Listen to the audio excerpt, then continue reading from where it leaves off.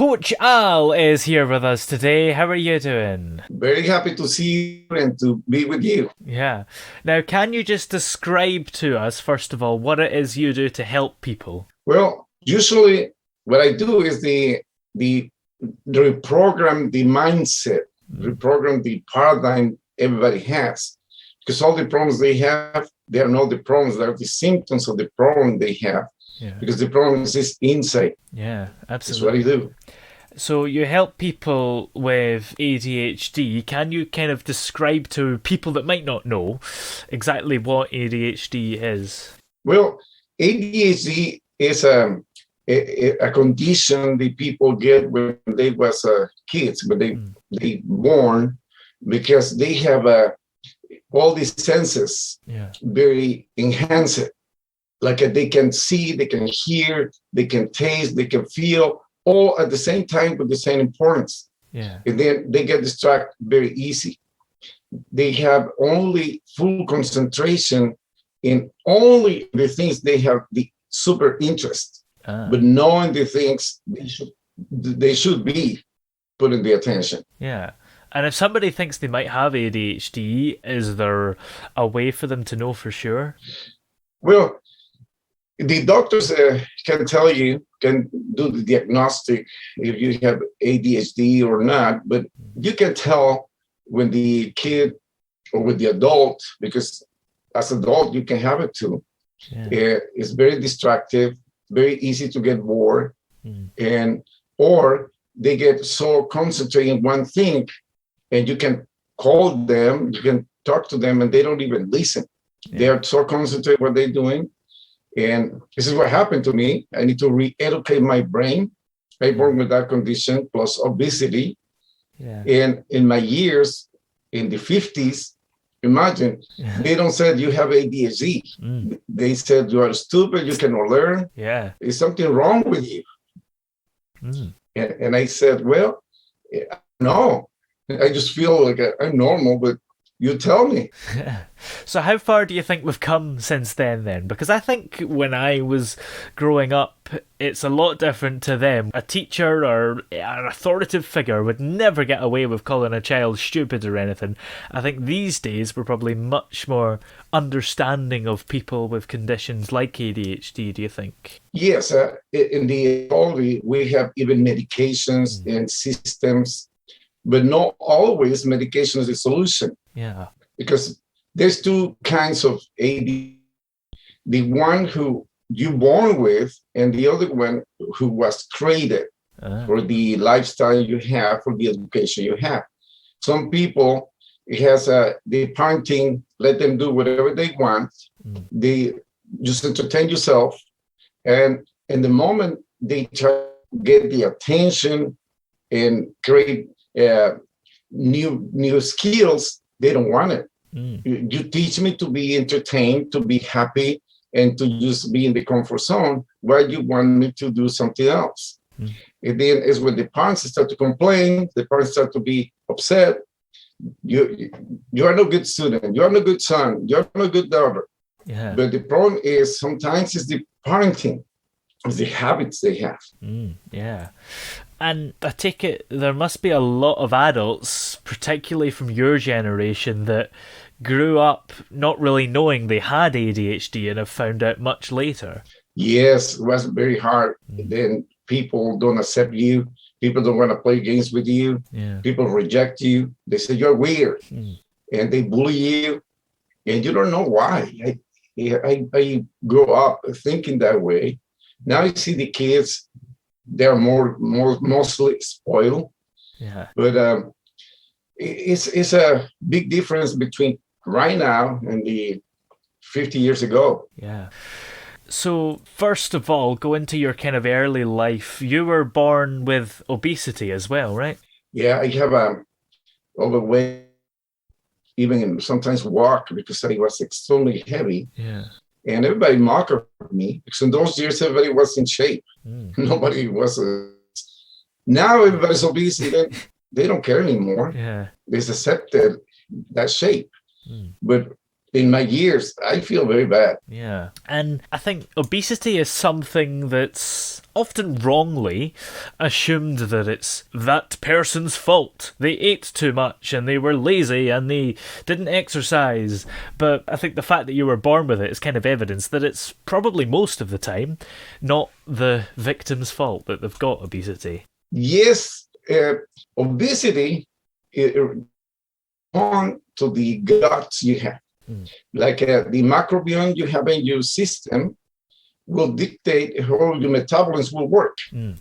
If the microbiome you have inside your body is very slow, and then if you eat too much and you don't exercise, you don't move, you will be gaining weight. Yeah. But that affects your brain too. And obesity, now in the autophagy, they make an exchange of microbiomes for one skinny person to one fat person. And the microbiome is all the gut insides. In other words, it's for one person to the other. And guess what happened with the obesity person? Change the habits and change the shape. Yeah, for sure. It's interesting. Yeah. It's very amazing. They start with rats doing that. Yeah, always seems to be on rats for some reason. Yeah, it's the most close to us. Yeah. We can manipulate, and we're not damaging too much. Yeah. Yeah, and then people try to think, how can I lose weight? Yeah. The main problem, you are in out of shape, obviously because you don't move enough and you eat too much for what you move. But mostly it's what you think. It's in your brain. It's in your paradigm. It's in your guts. Your guts will make a lot of messages to the brain, and the brain only a few messages to the guts. Yeah. We have three brains: the gray matter, the heart, and the guts. Yeah. Those three communicate each other. And if you have bad communication, one is the dominant, like in this case, the guts, create ADD, ADHD, obesity, create all that problems. And all comes from the mom's belly. When the moms start to eat junk food, and you know how the moms, when they start to be pregnant, I have a crap for something. And they eat too much about one thing, they affect the fetus. And then the kid born with a lot of problems. And from watching you just now, if you don't mind me saying, it appears as if you aren't really obese anymore. Is that right? Yes, I found a mentor when I was 14 years old, something like that. I found a man, a showman. He was doing shows, and his name was Zovek from the Tibet. And he started to teach me how to control my mind, because he says, you're a smart guy, but you're cuckoo.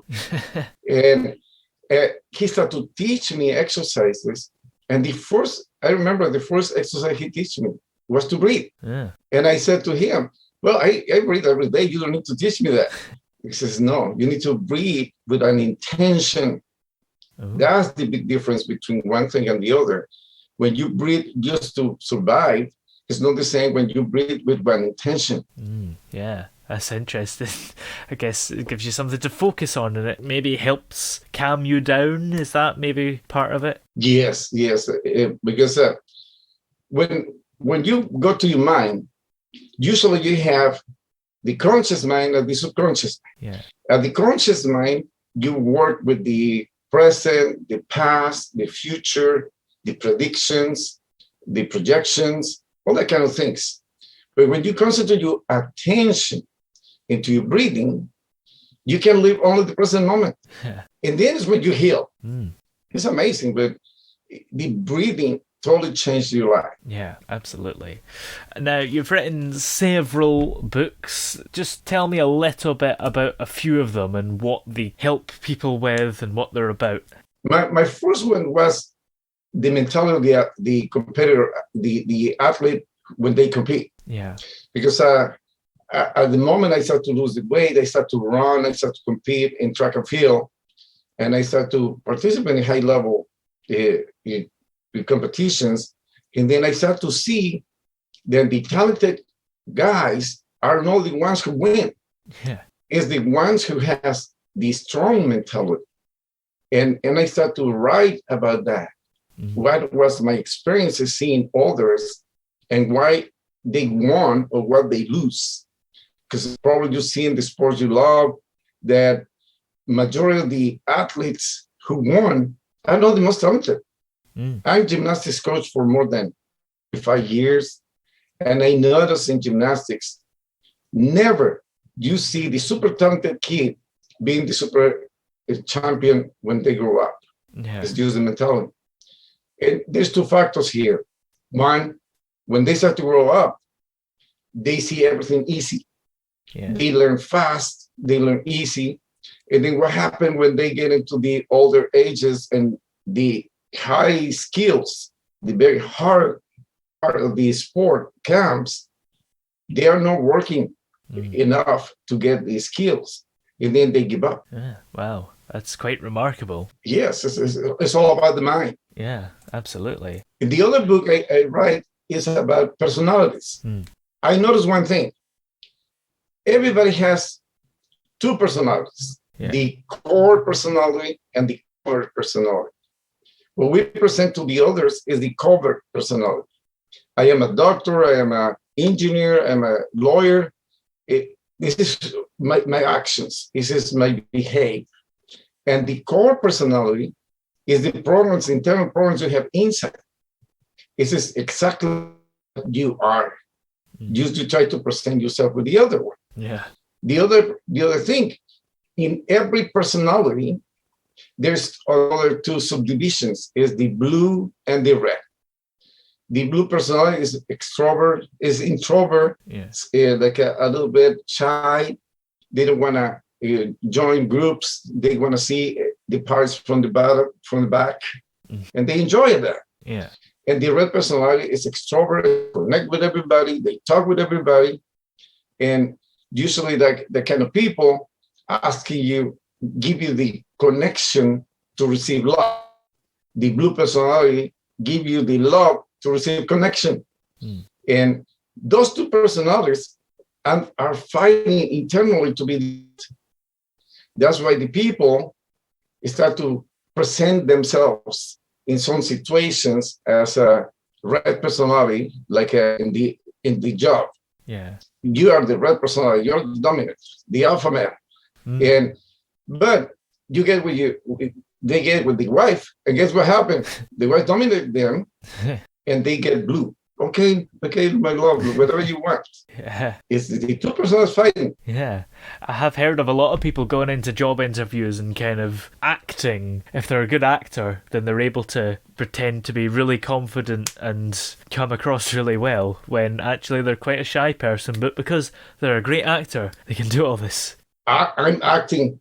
Yeah. To be honest with you, I was very shy, extremely shy. Yeah. And then I started to learn how to act on the others and feel comfortable, feel good about that. Yeah. Because I was very shy, I was nervous. When I was competing, oh man, I was shaking the day before. I cannot even sleep. Yeah. And when I noticed, I went to compete and nothing of what I was imagining happened. Yeah. Just I destroyed my energy. That's all what happened. Yeah. And I learned to concentrate myself and accept myself, because it's the two keys in everything. When you accept yourself and when you love yourself. Yeah. But who teach you that? Nobody. Yeah. Everybody try to teach you. If somebody loves you, you're good. Yeah. If somebody accepts you, you're good. No, you need to start with yourself. It's an internal level. I guess it's just fake it till you make it, is what people always say. Yes, basically. Yeah. Like the song says. Yeah. If you fake it, someday you will make it. And you're also offering one-on-one private mindset optimization sessions as well, right? Yes. Yeah. Because some people cannot just follow a program. Yeah. They need a special attention because they have a specific problem. And like I tell you before, the problem they have It's not really what stopped them to do what they need to do. Yeah. But the real problem is at the internal level. It's a program who is against that. It's like you put the gas in your car and the brake at the same time. Yeah. You don't go nowhere. Yeah. And it's the same internally. When you internally has programs who are against your desires, you can progress. And this is my mission, to change the paradigm. The paradigm is the problem they have, not the symptoms they see. Yeah, absolutely. And just tell me a little bit about the program itself and what we can expect if we take it. Yes, the ACRD is a program who teach the person to concentrate in themselves since the beginning. It's not with logic. It's at the subconscious level. It's 10 minutes every day. 10 minutes, 10 minutes, 10 minutes, 10 minutes. And then it's before they go to sleep. Why before they go to sleep? Because the mind, when you go to sleep, you process everything what you did during the day, but the last 90 minutes are more strong. They are stronger, and they can influence more your mind. I create a quantum books. It's a book to change the subconscious mind. The subconscious mind has no words. The conscious mind has words, has language, has a lot of things, but the subconscious mind not. The subconscious mind only works with colors, codes, and symbols. You see a flag, and you know what that flag represents to you. This is at the subconscious level. And then in the quantum books, you write down the activities you did to achieve your goal, and then you start to change your subconscious mind. Because every program I have, number one, you need to have a goal. With no outcome, nobody can change it. And probably you remember when you have a goal to do, you get excited about that goal, and whatever you do make you feel closer. And when you feel progress is when you get excited. To start, everybody can start something. To finish, you need to have progress. And that's why the quantum books in that program, they start to see the progress. They start to see how they can start to concentrate on what they're doing, and they pay attention to that. Yeah, absolutely. And the stress course as well. The parents has a lot of stress. That's why I put that one over there. Because I remember my parents. I born with that condition, and my brother born with autism. And then imagine the stress they have. A very dysfunctional family like that. Stress is pretty much the same, but at different level. It's at an adult level. And what they do, they start to attack part of the brain or the subconscious mind at the time. Every session, there's 12 sessions. Every session, they start to change the subconscious mind. And they need to work the same 10 minutes a day. So when you go to the psychologist, they give you an hour of session, and you finish the session very motivated. And this is good because you open a new venues to the problems you have. But the problem is emotions only last long for 60 to 90 seconds. In order to be motivated, or in order to be even mad, you need to remind yourself over and over and over until you get in a state. And then what happened in my program, every day they need to do 10 minutes. Every single day. They can go to the psychologist. It's important to go to the psychologist, to the medical doctor, to the psychiatric, and keep going with this program. That makes everything easier. Absolutely. Well, where are we able to check out the program and the sessions, and also just keep up to date with you everywhere? Well, if they go to www.kelbrand-wellness.com, you will find all the programs right there, and you can contact me, and we can make a session to change your life. Because I don't change your life. The people have all the tools already inside.